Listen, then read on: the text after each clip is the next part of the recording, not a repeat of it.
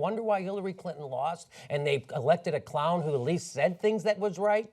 So, and remember this, Donald Tiny Hands Trump out-lefted Hillary Clinton on trade because he was against the TPP, and he out-lefted her on banking regulations because he wants to reinstate Glass-Steagall. She doesn't. He went to the left of Hillary Clinton, and he won. Just like Barack Obama went to Hillary Clinton's left in 2008 and won. So get it out of your heads, Democrats, that you're a viable party if you keep running corporate Democrats like this. Nancy Pelosi, Chuck Schumer, you guys are fucking losers. I ain't going to vote for you. I ain't going to work for you.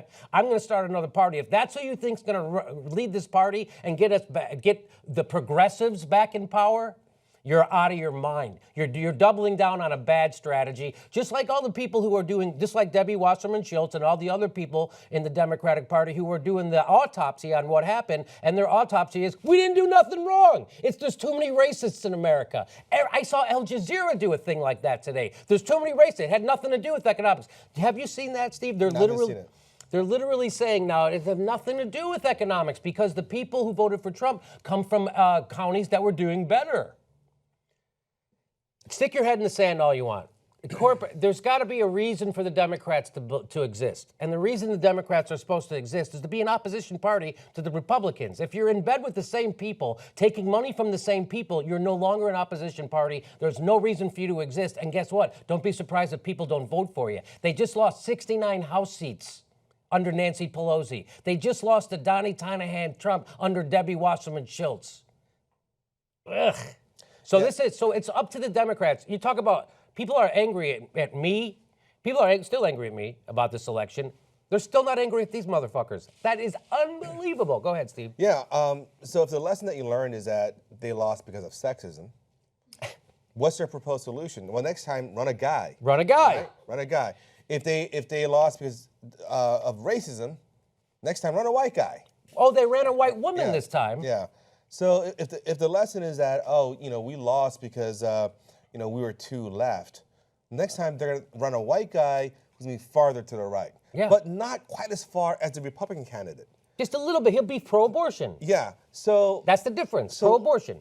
So the choice that you're giving the electorate is an extremely right-wing guy and then a person who's slightly less right-wing. Yes. So the right-wing voters vote for the more right-wing guy. And then left-wing voters are like, fuck it, I'm not going to vote for either one of them. I don't want to show up. And then you lose. And then you lose. And you're like, whoa, we should have gone a little bit more white, a little bit more male, a little bit more right. That was their solution.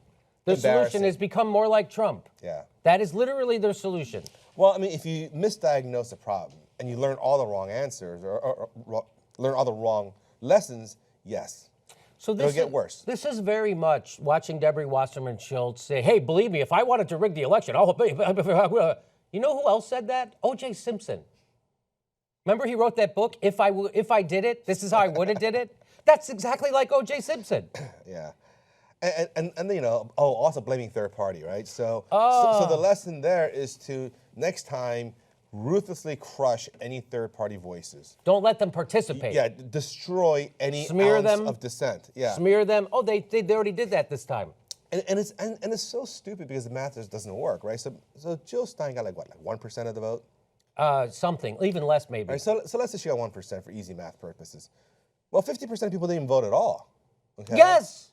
So let's say out of the 50% of the people, half of them were lazy losers who are never going to vote because they're bad people. Let's just pretend, right? Let's say the other half would have voted under the right circumstances. Well, that's still 25 times bigger than who actually voted for Jill. So you can't blame the third parties either. Of course not. But they're blaming third parties, the sexist, the racist, blah, blah, blah. No, you should blame the person in the mirror. Blame the person in the mirror, which they're not doing, the Democrats. It's really disheartening. You know, I really thought that this would snap them out of it. I really, really did. I thought it would snap them out of it, and they would go. Well, they actually are, again, they're doing what they always do, Democrats, is they speak the language of populism.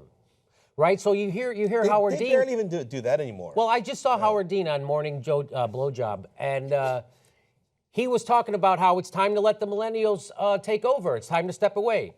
Except he was there rooting on the re-election of Nancy Pelosi, saying what a great leader she is, and then he wants to run for the chair of the DNC, but at the same time he's like, we got to let You guys are nuts. They're saying one thing and they're doing the other. Just like Barack Obama always says one thing and does the other. Hey, I'm going to put on that comfortable shoe if you guys go on strike, and then he doesn't do it.